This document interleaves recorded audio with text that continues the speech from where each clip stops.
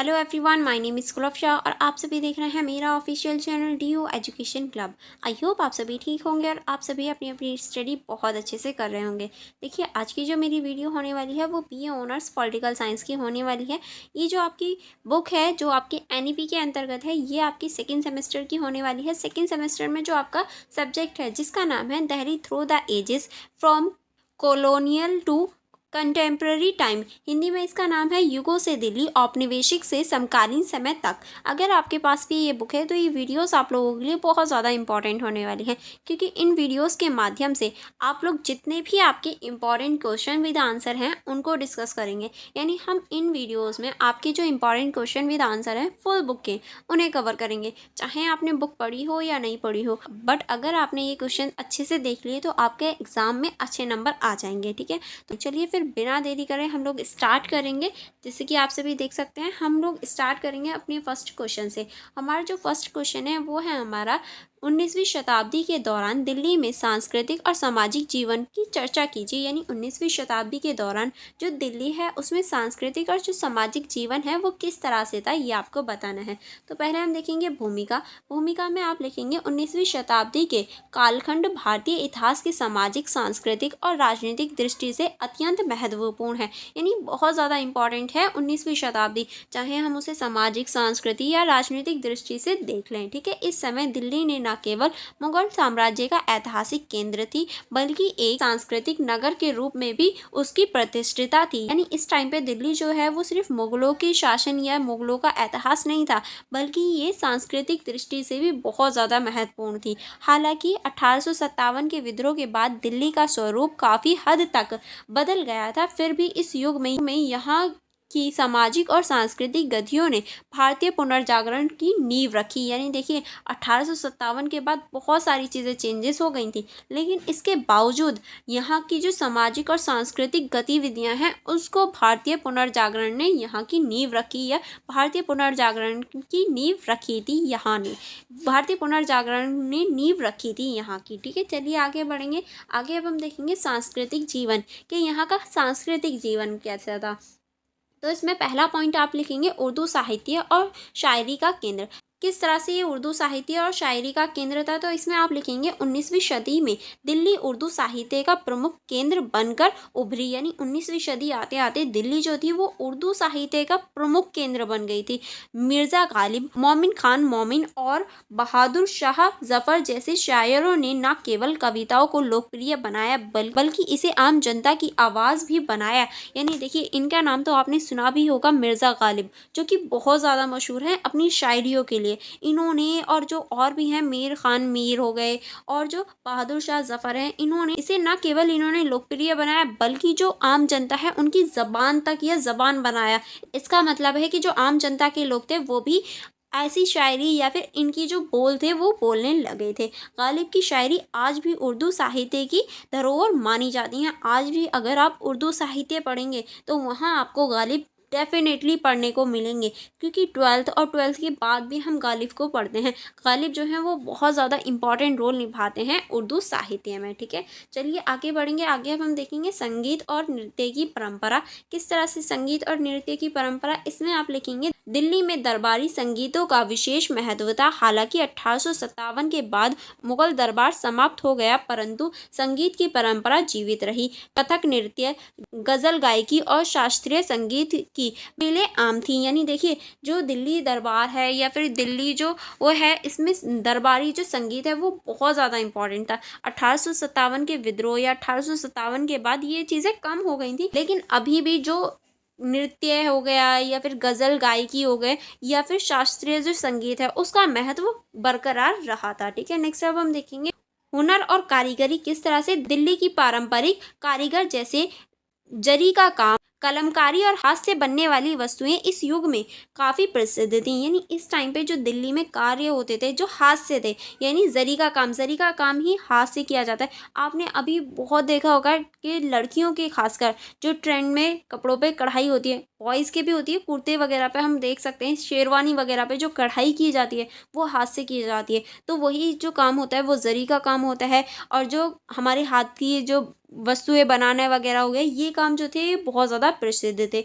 कश्मीरी, मुगल और स्थानीय शैली के सम्मेलन से एक समृद्ध शिल्प परंपरा विकसित हुई थी। यानी कश्मीरी, मुगल स्थापत्य, इन सभी से एक मिश्रित जो शिल्प शिल्प स्थापत्य है वो विकसित हुई थी। ठीक है, नेक्स्ट अब हम देखेंगे मुद्रण और प्रकाशन किस तरह से। इसमें आप लिखेंगे 19वीं शताब्दी में प्रेस की शुरुआत ने सांस्कृतिक जीवन को नई दिशा दी। दिल्ली कॉलेज में जुड़े विद्वानों ने उर्दू और फारसी में अनेक ग्रंथों का अनुवाद किया। दिल्ली उर्दू अखबार जैसे प्रशासनों ने बौद्धिक विमर्श को बढ़ावा दिया। यानी देखिए 19वीं शताब्दी में ही जो प्रेस है, यानी जो हमारे अखबार वगैरह हैं वो छपने शुरू हुए, जिसकी वजह से जो उर्दू का ट्रांसलेशन है वो भी होने लगा। दिल्ली उर्दू अखबार की शुरुआत हुई थी। नेक्स्ट अब हम देखेंगे सामाजिक जीवन किस तरह से। जो सामाजिक जीवन था, सामाजिक जीवन में आप लिखेंगे समाज में वर्ग भेद किस तरह से। जो समाज है उसमें वर्ग भेद थे। इसमें आप लिखेंगे दिल्ली में सामाजिक संरचना परंपरागत जाति व्यवस्था पर आधारित थी। उच्च जाति सामाजिक रूप से प्रभावशाली थी, जबकि निम्न वर्ग के लोगों को कई प्रकार की सामाजिक प्रतिबंधों का सामना करना पड़ता था। यानी उच्च वर्ग के लोगों के साथ तो सारी चीज़ें ठीक थी, लेकिन निम्न वर्ग के लोगों को कई प्रकार की जो सामाजिक प्रतिबद्धता है या सामाजिक जो बाधाएं हैं उनका सामना करना पड़ता था। नेक्स्ट अब हम देखेंगे शिक्षा और सुधार आंदोलन। क्या क्या शिक्षा और सुधार आंदोलन हो रहे थे। इसमें आप लिखेंगे दिल्ली कॉलेज जिसकी जो स्थापना हुई थी वो 1825 में हुई थी, के माध्यम से आधुनिक शिक्षा का प्रचार हुआ था। अंग्रेजी शिक्षा और वैज्ञानिक दृष्टिकोण को बढ़ावा देने की दिशा में यह एक अहम कदम था या अहम जो केंद्र बन गया था। इसमें ये नए माध्यम वर्ग का उदय हुआ। यानी इसी के अंदर जो नया माध्यम वर्ग था उसका भी उदय हुआ, जिसने सामाजिक सुधार की दिशा में कदम आगे बढ़ाया या कदम बढ़ाया। ठीक है, नेक्स्ट अब हम देखेंगे महिला की स्थिति। यानी इस टाइम पे जो महिलाएं थीं उनकी स्थिति कैसी थी। तो 19वीं शताब्दी में महिलाओं की स्थिति परंपरागत रूप से सीमित थी, परंतु शिक्षा और सुधार आंदोलन का प्रभाव धीरे धीरे दिखने लगा। बाल विवाह, पर्दा प्रथा और सती जैसी कुप्रथाओं के खिलाफ सामाजिक चेतना उभरने लगी। यानी महिलाओं की स्थिति हम ये नहीं कह सकते बहुत अच्छी थी, परंपरागत रूप से सीमित ही थी, और जो अब आंदोलन हो रहे थे उनका प्रभाव देखने लगा था। किस तरह से जो बाल विवाह थे, पर्दा प्रथा थी और जो सती प्रथा थी, ये जो कुप्रथाएं थी इनका जो खिलाफ आवाज़ उठने लगी थी, ये थोड़ी कम होने लगी थी। ठीक है, नेक्स्ट अब हम देखेंगे धार्मिक सह अस्तित्व। किस तरह से धार्मिक सह अस्तित्व था। इसमें आप लिखेंगे दिल्ली बहुधार्मिक शहर था। हिंदू, मुस्लिम, सिख और अन्य समुदाय यहाँ सह अस्तित्व में रहते थे। हालांकि कभी कभी सांप्रदायिक तनाव भी उत्पन्न होता था, पर अधिकांश समय सांस्कृतिक सम्मेलन की भावना विद्यमान रही। यानी देखिए जो हमारा भारत है, या ये कहें दिल्ली की बात नहीं हो रही है, यहाँ पूरे अगर हम भारत की बात करें तो हमारे भारत में हिंदू हो गए, मुस्लिम हो गए, सिख हो गए और अन्य कई कास्ट या कई जो धर्म है वो साथ में रहते हैं। कभी कभी तनाव जैसी स्थिति पैदा हो जाती है, पर हमेशा नहीं। हमेशा जो है कि सांस्कृतिक और जो सम्मिलित होती है और जो एक तरह से प्रेम भावना होती है उसके साथ में रहते हैं। ठीक है, अब हम देखेंगे इस क्वेश्चन का निष्कर्ष में आप लिखेंगे 19वीं शताब्दी का दिल्ली का सांस्कृतिक और सामाजिक जीवन परंपरा और परिवर्तन का मिश्रण है, क्योंकि हम इसमें परिवर्तन भी देख सकते हैं और परंपरा भी देख सकते हैं, तो उसका ये मिश्रण है एक। और यह मुगल सांस्कृतिक विरासत को संजोए हुए था, वहीं दूसरी ओर यह अंग्रेजी शासन और आधुनिकता की ओर बढ़ रहा था। यानी एक तरफ देखें तो मुगल शासन को ये संजोए हुए अपने साथ चल रहा था, लेकिन दूसरी ही तरफ देखें तो अंग्रेजी शासन के साथ ये आधुनिकता की ओर बढ़ रहा था। यह समय सामाजिक सुधार, शिक्षा के प्रसार और सांस्कृतिक पुनर्जागरण की शुरुआत का प्रतीक है। यानी इसको हम पुनर्जागरण के प्रतीक के रूप में देख सकते हैं। किस तरह से, क्योंकि इसमें जो हमारे शिक्षा है और जो सुधार है, सामाजिक सुधार और सांस्कृतिक पुनर्जागरण है, वो हम देख सकते हैं। 19वीं शताब्दी की दिल्ली न केवल एक ऐतिहासिक नगर रही, बल्कि एक जीवित सांस्कृतिक केंद्र भी थी, जिसमें आधुनिक भारत की नींव रखने में महत्वपूर्ण भूमिका निभाई। क्योंकि इस टाइम पे 19वीं शताब्दी में बहुत सारे दिल्ली में परिवर्तन हो रहे थे। इसी परिवर्तन या ये जो परिवर्तन हुए थे उन्हीं की वजह से आज की दिल्ली बन पाई। ठीक है, नेक्स्ट क्वेश्चन की तरफ चलेंगे। नेक्स्ट क्वेश्चन है हमारा, राजधानी जो कलकत्ता से नई दिल्ली स्थानांतरित करने के कारण की विवेचना कीजिए। यानी जो राजधानी थी उसको कलकत्ता से जो दिल्ली स्थानांतरित किया गया था, वो क्यों किया गया, क्या वजह थी कि कलकत्ता से दिल्ली स्थानांतरित कर दी गई राजधानी। पहले हम देखेंगे भूमिका में आप लिखेंगे ब्रिटिश शासन के दौरान कलकत्ता 1772 से 1911 तक भारत की राजधानी रहा, यानी जो कलकत्ता है वो इतने से इतने तक भारत की राजधानी रहा। यह न केवल प्रशासनिक केंद्र था बल्कि व्यापार और राजनीतिक गतिविधियों का भी प्रमुख केंद्र था। यानी ये जो है ये सिर्फ प्रशासनिक रूप से नहीं बल्कि व्यापार और राजनीतिक गतिविधियों के रूप से भी इम्पोर्टेंट था। लेकिन 1911 में ब्रिटिश सरकार ने भारत की राजधानी को कलकत्ता से दिल्ली स्थानांतरित करने का निर्णय लिया, और ये जो निर्णय था ये 1911 में लिया गया कि अब कलकत्ता को हटा के दिल्ली को राजधानी बना दिया जाए। यह निर्णय केवल भौगोलिक परिवर्तन नहीं था बल्कि इसके पीछे अनेक राजनीतिक, प्रशासनिक और सांस्कृतिक कारण भी थे। यानी ये सिर्फ भौगोलिक परिवर्तन के कारण नहीं हुआ था बल्कि इसके पीछे राजनीतिक और प्रशासनिक और सांस्कृतिक भी कारण थे। अब क्या क्या कारण थे वो हम देखेंगे। राजनीतिक स्थिरता के प्रमुख कारण, यानी राजनीतिक स्तर पर देखें तो क्या कारण थे उनके बारे में आप लिखेंगे। पहला आप लिखेंगे भौगोलिक स्थिति और प्रशासनिक सुधार। प्रशासनिक सुधार किस तरह से, इसमें आप लिखेंगे कलकत्ता भारत के पूर्व किनारे पर स्थित है। पूर्व किनारे का मतलब है कि कलकत्ता जो है, जैसे कि ये भारत है, ये भारत का हमारा ऊपर वाला हिस्सा है, ठीक है। तो भारत का ये वाला जो हिस्सा है ना, यहाँ पर हमारा कलकत्ता स्थित है। अब देखिए ये जो कलकत्ता है ये यहाँ पर है और दिल्ली है हमारा यहाँ पर। अब देखिए ये पूरा ही कोने में आ जाता है, एक तरह से हम इसको कोने में पूर्व इलाके में देख सकते हैं, जिससे पूरे भारत पर नियंत्रण करना कठिन हो रहा था। दिल्ली देश के अधिक केंद्र भाग में स्थित है, जिससे पूरे उपमहाद्वीप का प्रशासनिक चलाना अधिक सुविधाजनक और प्रभावशाली बन सकता है। किस वजह से, क्योंकि देखिए ये जो हमारा भारत है, इस तरह से मुझे इतना परफेक्ट बनाना नहीं आता, आप समझ जाइए कि यहाँ हमारा कलकत्ता है और यहाँ हमारी दिल्ली है। तो देखिए कलकत्ता जो है वो कोने में पड़ जाता है यहाँ पर, तो इसी वजह से इसको हटा के, क्योंकि पूरे देश पर यहाँ से जो शासन है वो नहीं किया जा रहा था, इसीलिए दिल्ली को बनाया गया है, क्योंकि दिल्ली केंद्र में आ जाता है ताकि पूरे भारत पर सही से शासन किया जा सके, ठीक है। एक तो ये कारण था। दूसरा आप लिखेंगे राजनीतिक असंतोष और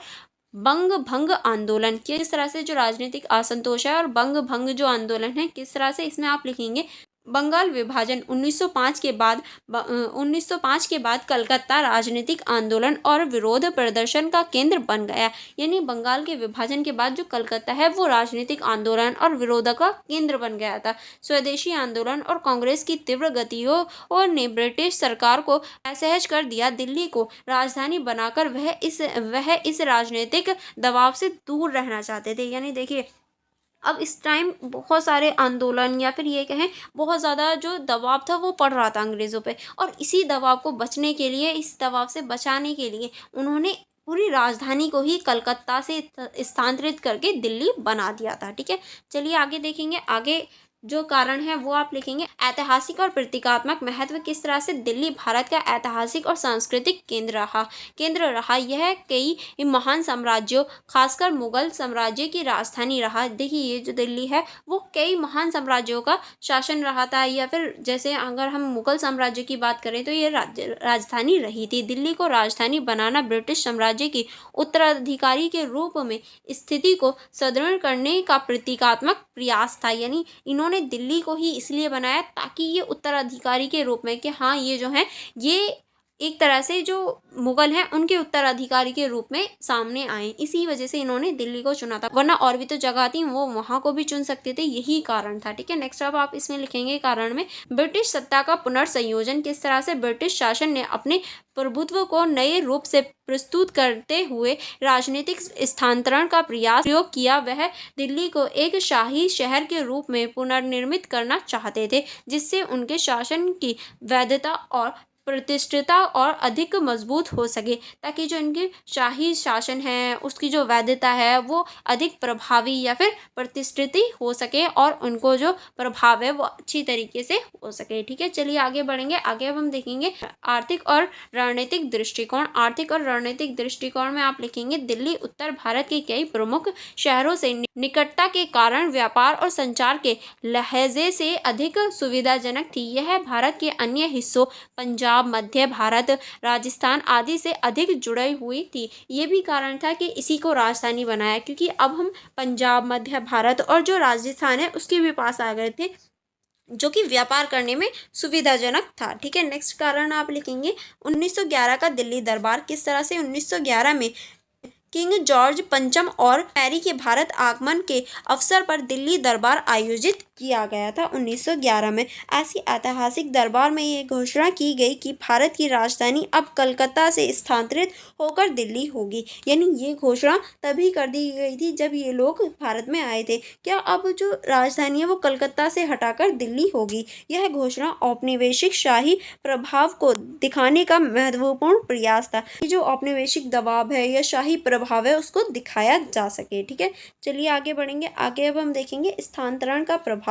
यानी अब जो हमारी चेंज हो गई थी, स्थानांतरण हो गया था दिल्ली का, तो इसका क्या प्रभाव पड़ा। इसमें आप लिखेंगे नई दिल्ली का निर्माण 1912 में। नई दिल्ली की योजना सर एडविन लुटियंस और हर्बर्ट बेकर जैसे आर्किटेक्ट्स द्वारा दिल्ली के पुनर्गठन की दिशा में प्रयासों पर चर्चा कीजिए। दिल्ली के पुनर्गठन की दिशा में प्रयासों पर चर्चा करे बनाई गई। 1931 में नई दिल्ली को औपचारिक रूप से उद्घाटित किया गया। यानी 1931 में जो नई दिल्ली है उसे औपचारिक रूप से उद्घाटित यानी दिल्ली की राजधानी यानी नई दिल्ली को राजधानी बना दिया गया। अब हम देखेंगे राजनीतिक गतिविधियों का केंद्रीकरण। किस तरह से राजधानी बदलने के साथ ही राजनीतिक दलों, प्रशासनिक संस्थाओं और नौकरशाही का केंद्रीकरण दिल्ली हुआ था। यानी अब जब राजधानी ही बदल गई तो जो हमारे राजनीतिक दल हो गए, प्रशासनिक व्यवस्था हो गई, नौकरशाही हो गई, सभी का केंद्र दिल्ली हो गया था।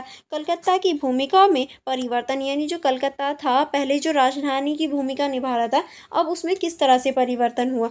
कलकत्ता की प्रशासनिक महत्वता कम हो गई, लेकिन वह आज भी एक प्रमुख सांस्कृतिक और व्यापारिक केंद्र बना हुआ है। यानी उसका जो प्रशासनिक महत्व था वो तो कम हो गया, लेकिन उसकी जो सांस्कृतिक और व्यावसायिक केंद्र था वो आज भी मौजूद है। ठीक है, अब हम देखेंगे इस क्वेश्चन का निष्कर्ष में आप लिखेंगे राजधानी को कलकत्ता से दिल्ली स्थानांतरित करना केवल एक स्थान परिवर्तन नहीं था, बल्कि यह ब्रिटिश शासन की प्रासंगिक रणनीतिक राजनीतिक उद्देश्य और सांस्कृतिक प्रतीकों के पुनर्निर्माण का हिस्सा था। यानी देखिए कलकत्ता से दिल्ली को राजधानी बनाना ये सिर्फ एक स्थान को चेंज करना नहीं, बल्कि जो ब्रिटिश हैं उनकी जो प्रशासनिक रणनीति है, राजनीतिक उद्देश्य है और जो सांस्कृतिक प्रतीक है, इन सभी का परिणाम था। दिल्ली को राजधानी बनाकर ब्रिटेन ने अपने शासन को अधिक प्रभावी बनाने और स्वदेशी आंदोलनों से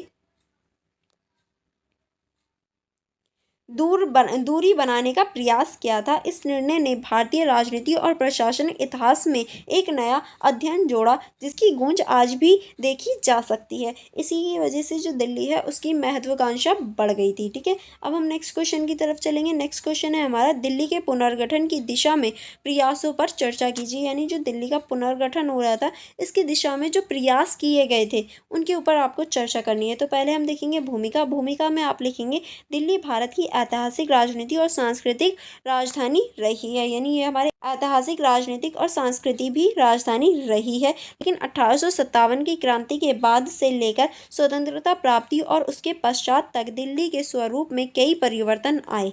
विशेषकर स्वतंत्रता के बाद दिल्ली को एक आधुनिक राजनीति के रूप में पुनर्गठित करने की दिशा में अनेक योजनाएं और प्रयास किए गए। यानी देखिए 1857 के बाद दिल्ली जो राजधानी थी या ये कहें दिल्ली का जो स्वरूप था उसमें बहुत ज़्यादा परिवर्तन हम परिवर्तन देख सकते हैं। इन प्रयासों ने न केवल दिल्ली की भौगोलिक संरचना को बदला, बल्कि इसके प्रशासनिक, सामाजिक और राजनीतिक ढांचे को भी नया रूप दे दिया। यानी इसके बाद में जो दिल्ली है वो भौगोलिक संरचना के साथ ही नहीं, बल्कि उसके जो प्रशासनिक, सामाजिक और राजनीतिक ढांचे हैं उनमें भी हम परिवर्तन देख सकते हैं। किस तरह से, चलिए देख लेते हैं। इसमें आप लिखेंगे औपनिवेशिक काल का पुनर्गठन। किस तरह से औपनिवेशिक काल का पुनर्गठन हुआ, इसमें आप लिखेंगे नई राजधानी के निर्माण की योजना। किस तरह से 1911 में जब ब्रिटिश सरकार ने कलकत्ता से दिल्ली राजधानी स्थानांतरित करने की घोषणा की, तब दिल्ली के पुनर्गठन की औपचारिक शुरुआत हो गई थी, क्योंकि अब ये औपचारिक रूप से केंद्र बन गया था। 1912 से 1931 के बीच नई दिल्ली की योजना बनाई गई, जिसका प्रमुख उद्देश्य था कि शहरी और सुव्यवस्थित प्रशासनिक केंद्र का निर्माण करना। यानी देखिए 1912 से 1931 के बीच पहले तो दिल्ली थी, पर नई दिल्ली की स्थापना करने की जो योजना थी वो बनने लगी, ताकि जो शहरी और सुव्यवस्थित प्रशासनिक केंद्र है वो बन सके। नेक्स्ट आप इसमें लिखेंगे आर्किटेक्ट्स सर एडविन लुटियंस और हर्बर्ट बेकर ने नई दिल्ली शहर का नक्शा तैयार किया, जिसमें डायमंड रोड सरकारी भवन, संसद भवन आदि प्रमुख थे। यानी इन्होंने ही जो नई दिल्ली है उसका जो मैप है वो तैयार किया था, जिसमें इन्होंने जो साइबर रोड है, सरकारी भवन है और जो संसद है उसका जो एक तरह से नक्शा है वो तैयार किया था। नेक्स्ट अब हम देखेंगे पुरानी दिल्ली और नई दिल्ली का विभाजन। किस तरह से पुरानी दिल्ली और नई दिल्ली का विभाजन हुआ, इसमें आप लिखेंगे पुनर्गठन के तहत पुरानी दिल्ली यानी शाहजहानाबाद की संकरी गलियों और भीड़भाड़ के स्थान पर नई दिल्ली को सुव्यवस्थित और नियोजित राजधानी के रूप में बसाया गया है। यानी देखिए जो पुरानी दिल्ली है उसमें बहुत ज़्यादा छोटी छोटी गलियां हैं, भीड़ भाड़ वाला इलाका है, तो उसी को ध्यान में रखकर नई दिल्ली को सुव्यवस्थित और नियोजित तरीके से बनाया गया था। नेक्स्ट अब हम देखेंगे स्वतंत्रता के बाद पुनर्गठन। किस तरह से स्वतंत्रता के बाद पुनर्गठन हुआ, इसमें आप लिखेंगे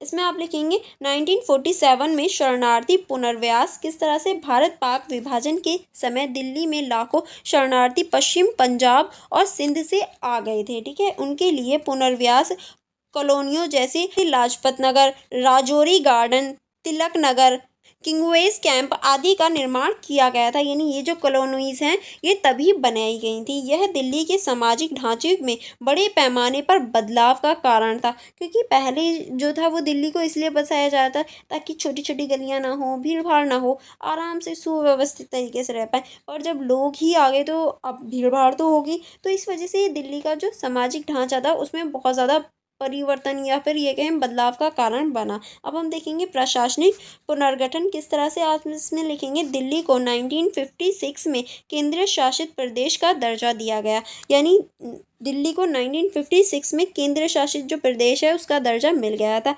हालांकि इसके पूर्ण राज्य का दर्जा नहीं मिला, यानी इसे पूर्ण राज्य का दर्जा नहीं मिला था। फिर भी इसे उपराज्यपाल और दिल्ली मेट्रोपोलिटन काउंसिल जैसी संस्थाओं के माध्यम से प्रशासन किया गया था, ठीक है। अब हम देखेंगे शहरी नियोजन संस्थाओं का गठन। किस तरह से शहरी नियोजन जो संस्थाएं हैं उनका गठन हुआ, इसमें आप लिखेंगे दिल्ली विकास प्राधिकरण DDA की स्थापना 1957 में की गई, जिसका उद्देश्य था योजनाबद्ध और नियंत्रण विकास, ठीक है। नेक्स्ट अब हम देखेंगे DDA मास्टर प्लान के माध्यम से दिल्ली के आवास, परिवहन, प्रौद्योगिकी और सार्वजनिक सुधारों का पुनर्गठन करवाया गया या किया गया, ताकि सभी चीज़ों को सुव्यवस्थित तरीके से चलाया जा सके। नेक्स्ट अब हम देखेंगे आधुनिक दिल्ली का विकास। जो आधुनिक दिल्ली है उसका विकास 1990 में जाके हुआ था। नई शहरी परियोजना और दिल्ली मेट्रो। किस तरह से 1990 के दशक में जनसंख्या विस्फोट,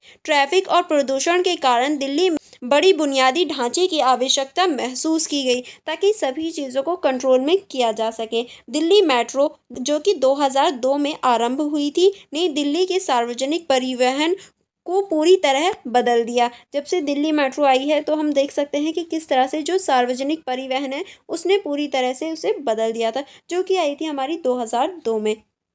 flyover, ring road, bus stand, transit system जैसी योजनाओं ने दिल्ली को एक आधुनिक महानगर में परिवर्तित कर दिया, क्योंकि ये सारी ही जो चीज़ें हैं एक तरह से आधुनिक जो महानगर हैं उसमें ही पाई जाती हैं, और इन्होंने दिल्ली को परिवर्तित करने में एक महत्वपूर्ण भूमिका निभाई थी। नेक्स्ट अब हम देखेंगे राजनीतिक पुनर्गठन। इसमें आप लिखेंगे 1991 में 1960वें संविधान संशोधन के तहत दिल्ली को राष्ट्रीय राजधानी क्षेत्र में दिल्ली NCT घोषित किया गया। अंतर्गत दिल्ली को एक विधानसभा मिली और मुख्यमंत्री का पद भी सृजित हुआ। यानी इसी के बाद में जो विधानसभा मिली थी दिल्ली को और मुख्यमंत्री का पद भी मिल गया। हालांकि कानूनी व्यवस्था, पुलिस और भूमि सभी अभी भी केंद्र सरकार के नियंत्रण में है, जिसका प्रशासनिक टकराव भी स्थिरता समय समय पर उत्पन्न होता रहता है। यानी अभी भी सारी चीज़ें जो पुलिस है और जो कानूनी व्यवस्था है वो केंद्र के पास ही होती है, लेकिन इसका हम थोड़ा कभी कभी समय के साथ में जो टकराव है वो भी देख सकते हैं। आई होप आपको ये क्वेश्चन समझ में आया होगा। अब हम देखेंगे निष्कर्ष। निष्कर्ष में आप लिखेंगे दिल्ली का पुनर्गठन एक जटिल, बहुस्तरीय और दीर्घकालीन प्रक्रिया रही। यह न केवल एक शाही राजधानी से लोकतांत्रिक स्तर के केंद्र में परिवर्तन का प्रतीक है, बल्कि यह समाज विधियां, शहरी नियोजन और प्रशासनिक नवाचार का भी उदाहरण है। दिल्ली आज जिस स्वरूप में है, एक गतिशील, आधुनिक और चुनौतीपूर्ण महानगर, वह विभिन्न पुनर्गठनों प्रयासों का परिणाम है। यानी आज हम जिस रूप में दिल्ली को देख सकते हैं ये बहुत ज़्यादा पुनर्गठन या फिर बहुत ज़्यादा प्रयासों का परिणाम है, जिसका उद्देश्य इसे देश की राजधानी, सांस्कृतिक और प्रशासनिक राजधानी के रूप में मजबूत करना था। इसी वजह से दिल्ली में इतनी सारी चीज़ें लाई गई, इतनी सारी सुविधा दी गई, ताकि इसे एक देश की राजनीतिक, सांस्कृतिक और प्रशासनिक राजधानी के रूप में मजबूत किया जा सके। आई होप आपको यहाँ तक सारे क्वेश्चन समझ में आ गए होंगे। नेक्स्ट क्वेश्चन है हमारा, स्वतंत्र भारत में दिल्ली के विकास की प्रक्रिया की चर्चा कीजिए। यानी जो स्वतंत्र भारत था हमारा, स्वतंत्रता के बाद का भारत, उसमें दिल्ली का जो विकास हुआ उसकी प्रक्रिया की आपको चर्चा करनी है, उसकी प्रक्रिया के बारे में आपको बताना है। तो भूमिका या फिर परिचय में आप लिखेंगे, स्वतंत्रता प्राप्ति के बाद दिल्ली न केवल भारत की राजधानी रही, बल्कि यह राष्ट्रीय राजनीतिक, सामाजिक और शहरी विकास की योग भूमि भी बन गई। यानी देखिए, जो दिल्ली है वो स्वतंत्रता के बाद सिर्फ हमारी राजधानी ही नहीं रही, बल्कि ये राष्ट्रीय राजनीति, सामाजिक और शहरी विकास के लिए एक बहुत ज़्यादा इम्पॉर्टेंट केंद्र बन गया था। 1947 से लेकर आज तक दिल्ली ने अनेक चरणों में विकास की प्रक्रिया को देखा है, जिसमें शरणार्थी का पुनर्वास, प्रशासनिक पुनर्गठन, शहरी नियोजन, आधुनिक संरचना का निर्माण और राजनीतिक आत्मनिर्णय की दिशा में प्रयास शामिल हैं। यानी देखिए, हमारी स्वतंत्रता के बाद से अब तक कई चरणों में हमारी जो दिल्ली है उसका विकास हुआ, जैसे कि शरणार्थियों के पुनर्वास से, प्रशासनिक जो पुनर्गठन हुआ था उसमें, शहरी नियोजन में, आधुनिक संरचना के निर्माण में, राजनीतिक आत्मनिर्णय के विकास में या आत्मनिर्णय की दिशा में बहुत सारे परिवर्तन हुए हैं। किस तरह से, पहला हम देखेंगे प्रारंभिक चरण। प्रारंभिक चरण जो है उसमें हम देखेंगे पुनर्वास और संरचना। पुनर्वास और संरचना किस तरह से आता है इसके अंतर्गत, तो पहले हम देखेंगे शरणार्थियों का पुनर्वास। किस तरह से शरणार्थियों का पुनर्वास हुआ, 1947 में विभाजन के दौरान बड़ी संख्या में पंजाब और सिंध से शरणार्थी दिल्ली आ गए थे, क्योंकि जब विभाजन हो रहा था तो पंजाब और जो सिंध के इलाके थे उन्हें खाली करवाया गया था, जिसकी वजह से बहुत सारे लोग दिल्ली आ गए थे। इसके पुनर्वास हेतु लाजपत नगर, राजेंद्र नगर, तलक नगर, पटेल नगर जैसी कॉलोनियाँ बसाई गई थी। और ये जो शरणार्थी आ रहे थे, इन्हीं के लिए या इन्हीं की वजह से लाजपत नगर है, तिलक नगर है, पटेल नगर है, इनकी जो स्थापना है या ये जो कॉलोनियाँ हैं ये बसाई गई थी। इससे दिल्ली की जनसंख्या और सामाजिक ढांचे तेज़ी से बदला, क्योंकि देखिए, जो नई दिल्ली थी वो पहले ही सुव्यवस्थित तरीके से बनाई जा रही थी। यही सोचा गया था कि दिल्ली को सुव्यवस्थित तरीके से बनाया जाएगा, इसमें जनसंख्या जो कि वो कम होगी, यानी जो लोग होंगे उनकी जो संख्या होगी वो कम होगी। लेकिन देखिए, जैसे ही विभाजन हुआ बहुत सारे लोग जो थे वो दिल्ली में आ गए, जिसकी वजह से यहाँ की जो सामाजिक ढांचा था वो पूरी तरीके से बदल गया था। नेक्स्ट अब हम देखेंगे औद्योगिक और शैक्षणिक विकास। किस तरह से स्वतंत्र भारत में दिल्ली को एक आधुनिक शहरी केंद्र बनाने हेतु प्रयास शुरू हुआ, कि जो दिल्ली है उसको आधुनिक शहर में बसाया जा सके। नेक्स्ट अब हम देखेंगे ALLMS और LLT दिल्ली जैसे संस्थानों की स्थापना ने इसे शैक्षणिक केंद्र बना दिया। ये सभी जो संस्थान हैं इन्होंने इसे जो शैक्षणिक केंद्र है वो बना दिया। नेक्स्ट अब हम देखेंगे ओखला, नारायण, वजीरपुर जैसे क्षेत्रों में लघु और माध्यमिक उद्योग विकसित हुए, और ये जो क्षेत्र है यहाँ पर जो लघु यानी छोटे और जो माध्यमिक उद्योग हैं वो भी विकसित होने लगे। नेक्स्ट अब हम देखेंगे नियोजन और संरचनात्मक विकास, जो कि हमारा 1966 से 1990 में आ जाता है। दिल्ली विकास प्रणाली, जिसे हम DDA की भूमिका को भी देख सकते हैं। 1957 में DDA की स्थापना की गई थी, लेकिन 1960 के बाद इसने मास्टर प्लान 1962 के तहत आवास, सड़क, हरित क्षेत्र और बाजार की संरचना पर कार्य करना शुरू कर दिया, जिसकी वजह से जो दिल्ली थी वो और ज़्यादा विकसित होने लगी। नेक्स्ट अब हम देखेंगे जनता प्लेटफॉर्म, कोऑपरेटिव हाउसिंग सोसाइटीज आदि की योजना ने मध्य वर्ग को सस्ती आवास सुविधा दी। ठीक है, नेक्स्ट अब हम देखेंगे अवसंरचना और परिवहन विकास। किस तरह से अवसंरचना और परिवहन विकास था, इसमें आप लिखेंगे 1970 और 80 के दशक को दिल्ली के ट्रैफिक और जनसंख्या दबाव को ध्यान में रखते हुए रिंग रोड, फ्लाईओवर और अंतर्राज्यीय बस टर्मिनल यानी ISBT का निर्माण हुआ था। ठीक है, चलिए आगे बढ़ेंगे। आगे अब हम देखेंगे 1982 एशिया खेलों के आयोजन ने दिल्ली के विकास को एक नया आयाम दिया, जैसे कि sport complex, flyover, Indira Gandhi airport का विकास इसका हिस्सा था। ठीक है, ये सभी जो खेल थे, एक तो जो हमारे 1982 के एशियाई खेल थे उन्होंने आयोजित करके, और जो ये चीज़ें बनी इन्होंने भी बहुत ज़्यादा दिल्ली को विकसित करने में योगदान दिया। अब हम आगे चलेंगे, नव उदारवादी और मेट्रो युग, जो कि हमारा 1990 से 2000 के बीच में आया था। इसमें आप लिखेंगे दिल्ली मेट्रो का आगमन। किस तरह से दिल्ली मेट्रो का आगमन हुआ? 1995 में दिल्ली मेट्रो रेल स्टेशन, जिसको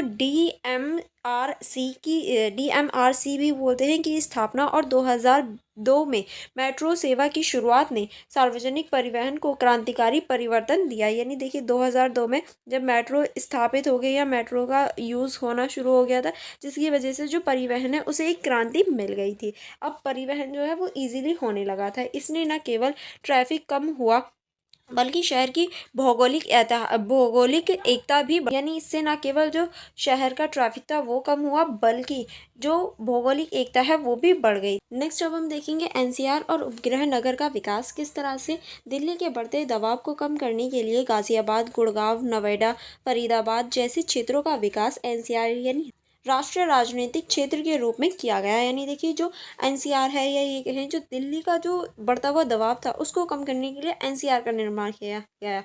NCR में क्या क्या आते हैं? गाजियाबाद हो गया, गुड़गांव हो गया, नोएडा हो गया, फरीदाबाद हो गया, ये सभी NCR के क्षेत्र हैं, जिसका फुल फॉर्म जो होती है वो होती है राष्ट्रीय राजनीतिक क्षेत्र। ठीक है, नेक्स्ट अब हम देखें, NCR प्लानिंग बोर्ड की स्थापना 1985 में हुई थी, जिससे क्षेत्रीय संतुलन बढ़ गया था। ठीक है, ये क्षेत्रीय संतुलनों को बढ़ाने के लिए बहुत ज़्यादा इंपॉर्टेंट था। नेक्स्ट अब हम देखेंगे शहरी सुविधाएं और डिजिटलीकरण। किस तरह से जो शहरी सुविधाएं हैं और डिजिटलीकरण है वो हुआ। इसमें आप लिखेंगे जल आपूर्ति, स्वेच्छा और हरित क्षेत्र के विस्तार के लिए MCD और NDMC जैसी संस्थाओं की भूमिका बढ़ने लगी। ठीक है, नेक्स्ट अब हम देखेंगे 2010 के कॉमनवेल्थ गेम्स ने दिल्ली की बुनियादी ढांचे में निवेश और सौंदर्यीकरण को गति दी। यानी देखिए अब जो 2010 की कॉमनवेल्थ गेम्स हुए थे उसने भी दिल्ली के विकास में एक महत्वपूर्ण भूमिका निभाई थी। नेक्स्ट अब हम देखेंगे प्रशासनिक और राजनीतिक पुनर्गठन।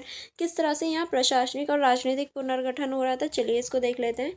इसके अंतर्गत आप लिखेंगे 6090 व संविधान संशोधन जो हमारा 1991 में हुआ था। इसके अंतर्गत दिल्ली को राष्ट्रीय राजधानी क्षेत्र NCT का दर्जा दिया गया, और इसी के अंतर्गत जो दिल्ली है उसको राष्ट्रीय राज्य क्षेत्र यानी NCT का दर्जा दे दिया गया। इसके साथ ही विधानसभा, मुख्यमंत्री और मंत्री परिषद का प्रावधान किया गया, जिससे दिल्ली को अर्ध राज्य का दर्जा प्राप्त था। देखिए मैंने आपको लास्ट वीडियो में भी बताया था कि दिल्ली को अर्ध राज्य का दर्जा प्राप्त करवा दिया गया था। नेक्स्ट अब हम देखेंगे दोहरी सत्ता की चुनौती। किस तरह से जो दोहरी सत्ता है उसकी चुनौती थी। इसमें आप लिखेंगे दिल्ली पुलिस, भूमि और कानूनी व्यवस्था केंद्र सरकार के अधीन है, जिससे कई बार दिल्ली सरकार और राज्यपाल के बीच टकराव की स्थिति बन जाती है। ठीक है, नेक्स्ट अब हम देखेंगे इसके बावजूद राजनीतिक सेवा, शिक्षा, स्वास्थ्य और जल आपूर्ति जैसे क्षेत्रों में दिल्ली सरकार ने नवाचार किए गए हैं, ताकि जो सारी सेवा हैं उनका सुव्यवस्थित तरीके से यूज़ किया जा सके। अब हम देखेंगे इस क्वेश्चन का निष्कर्ष में आप लिखें स्वतंत्र भारत में दिल्ली का विकास एक बहुपरतीय प्रक्रिया रही है, जो पुनर्व्यास, नियोजन, अर्ध संरचना, निर्माण और प्रशासनिक पुनर्गठन से होकर गुजरी है। यह एक ऐसी शहर बन चुका है जो ऐतिहासिक विरासत, आधुनिक तकनीकी और लोकतांत्रिक संघर्ष तीनों को एक साथ समेटे हुए है। यानी हम इसमें ऐतिहासिक जो विरासत है, आधुनिक जो तकनीक है और लोकतांत्रिक जो संघर्ष है, उन तीनों को देख सकते हैं एक साथ। दिल्ली का विकास भारत के विकास का भी प्रतीक है, जहाँ विधायिका, गतिशीलता और संघर्ष एक साथ चलती हैं। यानी देखिए जो दिल्ली का विकास है वो पूरे भारत के विकास को दिखाता है, जहाँ पर विधायिका हो गया, गतिशीलता एक साथ चलने या फिर एक साथ कार्य करने का प्रयास करती हैं। ठीक है, चलिए नेक्स्ट क्वेश्चन की तरफ चलेंगे। नेक्स्ट क्वेश्चन है हमारा समाजीकरण के विभिन्न रूपों को बढ़ावा देने में शहरीकरण द्वारा निभाई गई भूमिका पर चर्चा कीजिए। यानी जो समाजीकरण है उसको बढ़ावा देने के लिए जो शहरीकरण द्वारा निभाई गई भूमिका होती है उनके ऊपर चर्चा करनी है। तो भूमिका या परिचय में आप लिखेंगे समाजीकरण वह प्रक्रिया है जिसके माध्यम से व्यक्ति समाज के मूल्य, मापदंड, परंपराओं और व्यवहारों को सीखता है। यानी समाजीकरण का अर्थ ही यह है, या इसका मतलब ही ये है कि ऐसी प्रक्रिया जिसमें व्यक्ति मूल्य, मापदंड और परंपरा और व्यवहार को सीखे, और यह सामाजिक प्रणाली के रूप में विकसित होता है। शहरीकरण अर्थात ग्रामीण से शहर क्षेत्रों की ओर जनसंख्या का स्थानांतरण और शहरों का विकास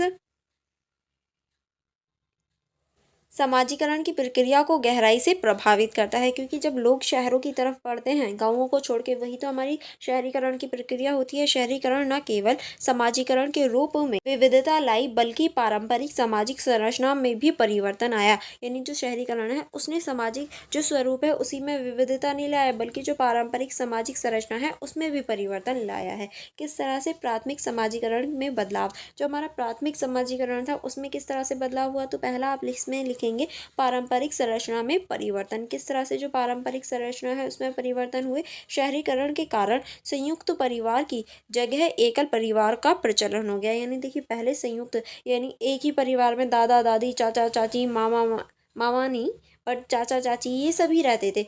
और अब क्या है? एक पिता होते हैं, माता होती है और उनके बच्चे होते हैं, बस ये परिवार हो गया। तो ये जो है ये संयुक्त परिवार को एकल परिवार में परिवर्तित कर रहा है, या एकल परिवार को अब ज़्यादा अच्छा मानने लगे हैं। बच्चों का प्राथमिक समाजीकरण अब माता पिता, आया या नर्सरी स्कूलों के माध्यम से होने लगा है। यानी अब जो समाजीकरण होता है या तो उनके माता पिता या फिर आया जो उनको पालती पोसती है, या फिर जो नर्सरी स्कूल होते हैं वहाँ से होता है। उनके दादी दादा, चाचा चाची, ये सभी तो खत्म ही हो गए हैं। ठीक है, नेक्स्ट आप इसमें लिखेंगे लैंगिक भूमिकाओं का पुनर्परिभाषा। किस तरह से शहरों में महिलाएं नौकरी करने लगी, जिससे बच्चों का समाजीकरण अधिक समानता मूलक होने लगा। यानी देखिए, अब जो है शहरों में जो महिलाएं होती हैं वो नौकरी करने लगती हैं, जिसकी वजह से क्या होता है, जो बच्चे होते हैं या समाज होता है उसमें समता मूलक जो चीज़ें होती हैं वो बनने लगती हैं। लड़के और लड़कियां दोनों को समान अवसर मिलने लगे, जिससे पारंपरिक लिंग आधारित समाजीकरण में परिवर्तन आया। क्योंकि पहले के लोग कभी भी लड़कियों को लड़कों के मुकाबले नहीं मानते थे, हमेशा उन्हें नीचे दर्जे पर ही रखते थे। बट अब वो चीज़ बदल रही है, अब लड़का और लड़की को समान माना जाता है। ठीक है, नेक्स्ट अब हम देखेंगे द्वितीयक समाजीकरण में शहरीकरण की भूमिका। किस तरह से? इसमें आप लिखेंगे विद्यालयों और शैक्षणिक संस्थाओं की भूमिका क्या होती है। इनकी भूमिका इसमें आप लिखेंगे शहरी क्षेत्रों में बेहतर शिक्षा स्थान होने से बच्चे सामाजिक मूल्य, नागरिक जिम्मेदारी और सांस्कृतिक विविधताओं से परिचित हो जाते हैं। नेक्स्ट आप इसमें स्कूलों में विविध पृष्ठभूमियों के बच्चे मिलने से सहिष्णुता और संस्कृतिवाद को बढ़ावा मिलता है। क्योंकि देखिए, जब स्कूल जाते हैं तो हर बच्चा अलग संस्कृति, अलग कल्चर, अलग कास्ट से रिलेट करता है, तो जिसकी वजह से जो बहु संस्कृतवाद है वो बढ़ता है और बच्चों के बीच जो कनेक्टिविटी है वो बढ़ने लगती है। ठीक है, नेक्स्ट अब हम देखेंगे सहकर्मी समूह। किस तरह से शहरों में सहकर्मी समूहों की भूमिका अधिक महत्वपूर्ण होती है, क्योंकि पड़ोसी और रिश्तेदारों से दूरी होती है। यानी देखिए, जो सहकर्मी समूह होते हैं उनकी जो भूमिका होती है वो अधिक हो जाती है, क्योंकि इसमें जो पड़ोसी होते हैं, रिश्तेदार होते हैं, उनसे थोड़ी सी दूरी रहती है। युवा अपने दोस्तों और साथियों से भाषा, फैशन, विचारधारा और व्यवहार सीखता है। क्योंकि देखिए, जो पड़ोसी होते हैं, जो रिश्तेदार होते हैं, उनसे तो दूर रहते हैं, बस अपने फ्रेंड्स के पास ही रहते हैं। आजकल के युवा, या ये कहें जो आजकल की पीढ़ी है, वो अपने फ्रेंड्स के साथ ज़्यादा टाइम स्पेंड करना पसंद करती है। तो उनकी भाषा हो गया, फैशन हो गया, विचार हो गए, वो सभी आपस में जो मतलब फ्रेंड्स के साथ आदान प्रदान होते हैं। ठीक है, नेक्स्ट अब हम देखेंगे सामाजिक विविधता और समावेशिता को बढ़ावा। किस तरह से जो सामाजिक विविधता है और समावेशिता को बढ़ावा है, इसमें आप लिखेंगे सांस्कृतिक अंतःक्रिया। किस तरह से शहरीकरण ने विभिन्न जातीय, धर्म, भाषा और क्षेत्र के लोगों को एक ही स्थान पर बसने का अवसर दिया। क्योंकि देखिए, अब एक ही स्थान पर कई जाति, कई धर्म, कई भाषाओं के लोग बसते हैं और फ्रेंड्स भी बनते हैं। क्योंकि अब जो शहरीकरण है उसने इस चीज़ को कम किया है। आपके आपसी संवाद, अंतरजातीय विवाह और सांस्कृतिक सह अस्तित्व को बढ़ावा दिया है। अब देखिए, आपके जो आपसी संवाद हैं, आपकी जो बातचीत होती है, ज़रूरी थोड़ी ना वो आपकी कास्ट का ही लोग हो, या फिर आप जिससे बात कर रहे हैं उनकी जो संस्कृति हो वो आप जैसी हो। नहीं, आपकी फ्रेंड्स वगैरह, अब अगर मैं अपना और आपका ही एग्जाम्पल लूँ तो आप पता नहीं किस धर्म से या फिर किस संस्कृति से बिलोंग करते हैं। मैं अलग धर्म, अलग अलग संस्कृति से बिलोंग करती हूँ, मेरी लैंग्वेज अलग है। तो ये सारी चीज़ें क्या है, डिफरेंसेस क्रिएट करती हैं, बट कैसे वाले, अच्छे वाले डिफरेंसेस। ठीक है, नेक्स्ट अब हम देखेंगे नई पहचान और सामाजिक गतिशीलता। किस तरह से धर्म, जाति, लिंग और पारंपरिक पहचान की जगह व्यक्ति की शिक्षा, पेशा और आर्थिक स्थिति अधिक महत्वपूर्ण बन गई है। क्योंकि अब व्यक्ति की जो आर्थिक स्थिति है, पेशा है, वो ज़्यादा इंपॉर्टेंट है। उसका धर्म, लिंग, जाति क्या है ये इंपॉर्टेंट नहीं रखती। शहरी वातावरण ने सामाजिक गतिशीलता और व्यक्तिगत स्वतंत्रता को बढ़ा दिया है। ठीक है, नेक्स्ट अब हम देखेंगे आधुनिक संचार माध्यम और तकनीकों का प्रभाव किस तरह से। इसमें पहला आप लिखेंगे डिजिटल समाजीकरण। किस तरह से जो डिजिटल समाजीकरण है उसका प्रभाव देखने को मिलता है। इसमें आप लिखेंगे शहरीकरण के साथ डिजिटल मोबाइल फ़ोन और सोशल मीडिया का प्रसार हुआ, जिससे डिजिटल समाजीकरण का एक नया रूप बना। देखिए अभी जो आप पढ़ रहे हैं वो भी डिजिटल या ये कहूँ मीडिया का ही एक रूप है, जिसकी वजह से ये जो है वो बहुत ज़्यादा बढ़ गया है। अब युवा वर्ग यूट्यूब, इंस्टाग्राम, व्हाट्सएप आदि के माध्यम से विचार, व्यवहार और संस्कृति को आत्मसात करते हैं। अब देखिए कोई भी किसी के पास नहीं जाता या कोई भी किसी के हर दिन नहीं मिलता, बल्कि यूट्यूब पर, इंस्टाग्राम पर, व्हाट्सएप पर ही चैटिंग करते हैं, बातें करते हैं, अपनी दिनचर्या की जो चीज़ें हैं वो शेयर करते हैं। ठीक है, नेक्स्ट अब हम देखेंगे वैश्वीकरण और उपभोक्तावाद। किस तरह से जो वैश्वीकरण है और उपभोक्तावाद है, इसमें आप लिखेंगे शहरों में ब्रांड, संस्कृति, फैशन, फिल्म और विज्ञापन समाजीकरण के नए स्रोत बन चुके हैं। यानी शहरों में क्या होता है, ब्रांड संस्कृति होती है, जिसका ब्रांड अच्छा है उसकी जो पहनावा है, फैशन है, उसको अपना लेते हैं। जो फ़िल्मों में चीज़ें होती हैं, विज्ञापनों यानी एड्स में दिखाया जाता है, वही लोग फ़ॉलो करने लगते हैं। ठीक है,